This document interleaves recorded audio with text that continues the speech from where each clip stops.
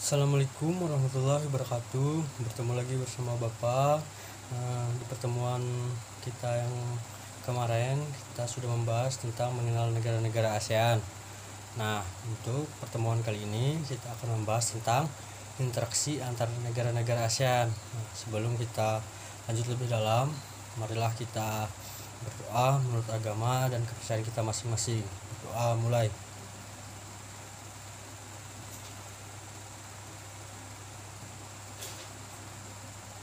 Selesai. Sebelum kita masuk ke materi, kita absen dulu seperti biasa ya. Interaksi antar negara-negara ASEAN. Nah, interaksi antar negara-negara ASEAN di sini adalah kerjasama antar negara di kawasan ASEAN Tenggara, yaitu dalam bidang sosial, ekonomi, politik, pendidikan, dan bidang lainnya untuk menjalin hubungan antara dua negara atau lebih untuk mencapai suatu kesepakatan. Nah, di sini ada dua faktor yang terdapat dalam kerjasama antar negara-negara ASEAN. Nah, dua faktornya itu, yang pertama yaitu faktor pendorong dan yang kedua itu faktor penghambat. Nah, selanjutnya yang tadi itu faktor pendorong. Nah, faktor pendorong di sini setidaknya ada dua faktor pendorong terbentuknya kerjasama, yaitu didasari kesamaan ataupun perbedaan potensi alam yang dimiliki oleh suatu negara. Nah, untuk yang pertama kesamaan dan sumber daya alam. Nah, kesamaan sumber daya alam antara beberapa negara dapat mendorong terbentuknya kerjasama antar negara. Contohnya, beberapa negara penghasil minyak bumi membentuk suatu kerjasama yang diberi nama OPEC. Nah, dan perbedaan sumber daya alam di setiap negara ASEAN juga melahirkan kerjasama. Contohnya seperti Indonesia mengekspor hasil pertanian ke Singapura, dan Indonesia juga mengimpor beras dari Myanmar ke Thailand untuk memenuhi kebutuhannya. Dan yang kedua, kesamaan dan perbedaan wilayah atau kondisi geografis. Nah, sini kesamaan dan perbedaan wilayah yaitu karena kesamaan dan perbedaan letak geografis. Beberapa negara di suatu kawasan pada umumnya mengadakan kerjasama untuk menjaga stabilitas dan keamanan negara. Faktor penghambat. Faktor penghambat dibagi menjadi 4, yaitu perbedaan ideologi. Faktanya saat ini hampir tidak ada negara ASEAN yang menutup diri dari kerjasama antar negara ASEAN. Nah, yang kedua, konflik dan peperangan.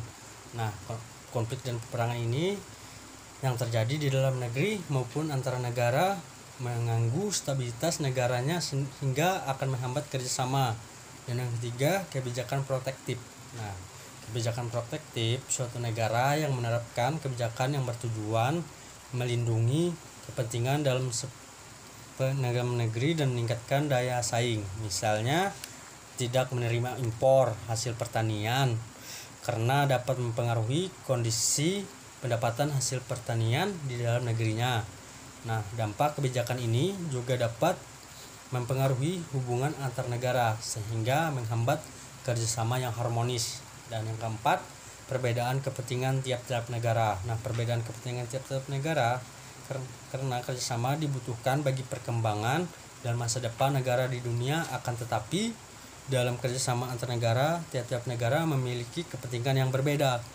Nah, perbedaan ini juga dapat menghambat kerjasama yang harmonis. Kita bahas selanjutnya yaitu tentang bentuk-bentuk kerjasama. Nah, yang pertama, kerjasama di bidang sosial dan budaya. Tujuan kerjasama di bidang sosial dan budaya antara negara-negara ASEAN adalah agar terciptanya kerukunan dan kemajuan bersama. Nah, kerjasama di bidang sosial dan budaya ASEAN dilaksanakan oleh COSD atau Committee on Social Development. Nah, untuk contoh kerjasama di bidang sosial budaya negara anggota ASEAN antara lain, yang pertama, bidang pembangunan sosial dengan menekankan kesejahteraan golongan pendapatan rendah, perluasan kesempatan kerja, serta pembayaran upah yang wajar. Nah, yang kedua, membantu kaum wanita dan pemuda dalam usaha-usaha pembangunan. Yang ketiga, pengembangan sumber daya manusia. Yang keempat, pertukaran budaya dan seni, juga festival film ASEAN. Nah, dan yang kelima, penyelenggaraan pesta olahraga 2 tahun sekali melalui SEA Games. Nah, yang akan kita bahas untuk tentang kerjasama di bidang politik dan keamanan. Tujuan kerjasama di bidang politik dan keamanan adalah untuk menciptakan keamanan, stabilitas, dan perdamaian di negara-negara ASEAN. Nah, kerjasama ini menyepakati adanya Job Fund, Traktat Persahabatan dan Kerjasama Treaty of Amity and Cooperation in Southeast Asia, dan kawasan bebas senjata nuklir di Asia Tenggara atau Treaty on Southeast Asian Nuclear Weapon Free Zone (SENWIF). Nah, selain itu, kerjasama dalam bidang politik menciptakan ASEAN Regional Forum ARV untuk membahas khusus kasus terkini yang menjadi perhatian ASEAN. Untuk beberapa contoh nyata kerjasama politik dan keamanan adalah yang pertama, Traktat Bantuan Hukum Timbal Balik di bidang pidana atau Treaty on Mutual Assistance in Criminal Matters. Dan yang kedua, Konvensi ASEAN tentang Pemberantasan Terorisme atau ASEAN Convention on Counter-Terrorism. Yang ketiga, penyelesaian sengketa Laut Cina Selatan. Yang keempat, kerjasama pemberantasan kejahatan lintas negara yang mencakup pemberantasan terorisme, pedagang obat larang, pencucian uang, penyeludupan, dan perdagangan senjata ringan dan manusia, bajak laut, kejahatan internet, dan kejahatan ekonomi internasional. Dan yang kelima, kerjasama di bidang hukum, bidang migrasi dan kekonseran serta kelembagaan antar parlemen. Selanjutnya, kerjasama di bidang pendidikan. Tujuan kerjasama di bidang pendidikan adalah untuk meningkatkan kualitas pendidikan di Asia Tenggara dan meningkatkannya daya saing internasional. Yang pertama, ASEAN Council of Teacher Competition atau disingkat ACT di Sanur, Denpasar pada tanggal 8 Desember 2012 dengan tema ASEAN Community 2015 atau Teacher Professionals for Quality Education dan Humanity. Yang kedua, penawaran beasiswa. Contohnya, Singapura memberikan beasiswa latihan, pengelolaan jasa pelabuhan udara, kesehatan dan keselamatan kerja industri, komunikasi, dan lain-lain. Dan yang ketiga, menggelar Olimpiade pada taraf regional Asia Tenggara. Nah, yang selanjutnya akan kita bahas itu tentang pengaruh kerjasama negara-negara ASEAN. Yang pertama, pengaruh di bidang ekonomi. Nah, pengaruh di bidang ekonomi ini itu seperti pembentukan pasar tunggal di kawasan Asia Tenggara pada akhir 2015 yang disebut Masyarakat Ekonomi ASEAN, yaitu MEA. Nah, kemudian setiap negara menjual barang dan jasa ke negara-negara anggota ASEAN dan membuka pasar tenaga kerja profesional seperti dokter, ahli keteknikan, guru, akuntan, dan lain-lain untuk memenuhi kebutuhan tenaga kerja antar negara-negara ASEAN. Itu pengaruh di bidang sosial. Nah, pada tahun 2015, ribuan pengungsi warga Myanmar membanjiri negara-negara tetangga yaitu seperti Malaysia, Thailand, dan Indonesia dengan menggunakan perahu. Pengungsi ini kemudian dikenal sebagai manusia perahu. Nah, ASEAN menghimbau negara-negara anggotanya agar menerima untuk sementara pada manusia perahu itu atas pertimbangan kemanusiaan. Nah, untuk yang ketiga, pengaruh di bidang budaya. Nah, untuk pengaruh di bidang budaya, contohnya yaitu seperti perkemahan budaya serumpun ASEAN. Nah, perkemahan budaya serumpun adalah kegiatan perkemahan budaya negara-negara ASEAN yang diperakasai 3 negara yaitu Indonesia, Malaysia, dan Brunei Darussalam. Nah, kegiatan ini bertujuan menanamkan dan meningkatkan pemahaman penyayatan nilai-nilai budaya bangsa serumpun demi menciptakan ketahanan budaya. Selanjutnya untuk yang keempat yaitu pengaruh di bidang politik. Nah, contohnya upaya penyelesaian sengketa perbatasan wilayah melalui diplomasi seperti kasus Pulau Natuna, kasus Sipadan dan Ligitan, kasus Kepulauan Spratly dan kuil Fresh Bihar dan Pulau Pedra Branca. Dan pesatnya laju globalisasi meningkatkan jumlah pekerja migran dan berbagai negara. Banyaknya pekerja migran ini memerlukan aturan perlindungan, hak dan kewajiban yang selayaknya disepakati oleh negara-negara asal dan negara-negara tujuan.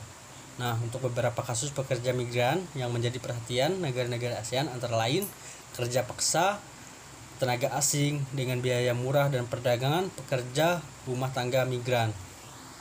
Yang kelima, pengaruh di bidang pendidikan. Nah, pengaruh di bidang pendidikan yaitu ketimpangan mutu pendidikan antar negara anggota ASEAN menjadi salah satu kendala terbesar ASEAN. Dari 10 negara ASEAN terdapat 7.446 perguruan tinggi dengan mutu pendidikan yang berbeda-beda. Nah, secara khusus menghadapi masyarakat ekonomi ASEAN, pemerintah Indonesia berupaya memberikan kesempatan kepada lembaga pendidikan melakukan reformasi menyeluruh dalam sistem pendidikan. Contohnya seperti meningkatkan mutu pendidik baik bagi dosen atau guru melalui proses sertifikasi, akreditasi, standarisasi pendidikan, peningkatan gaji dan kesejahteraan pendidik, serta rekrutmen pendidik yang profesional. Nah, untuk yang selanjutnya yang akan kita bahas itu tentang upaya meningkatkan kerjasama di antara negara-negara ASEAN. Nah, upaya meningkatkan kerjasama di negara ASEAN telah terbangun melalui 3 pilar ASEAN, yaitu yang pertama pilar sosial budaya. Nah, pada pilar sosial budaya ini masyarakat ASEAN bersama-sama mengatasi berbagai tantangan di bidang kependudukan, kemiskinan, ketenaga kerjaan, dan kesejahteraan masyarakat.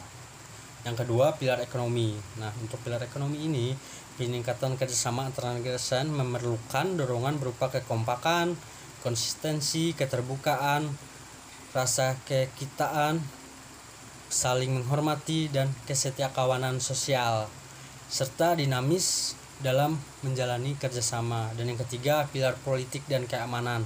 Nah, dalam pilar politik keamanan, ASEAN terus berupaya meningkatkan kualitas pelayanan publik melalui peningkatan kemampuan pemerintahan dan pelibatan masyarakat madani dalam pengambilan keputusan.